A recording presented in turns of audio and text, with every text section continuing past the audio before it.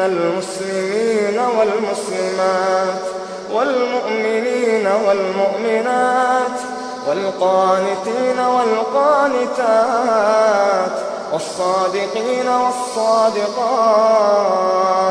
والصابرين والصابرات والخاشعين والخاشعات والمتصدقين والمتصدقات والصائمين والصائمات والحافظين فروجهم والحافظات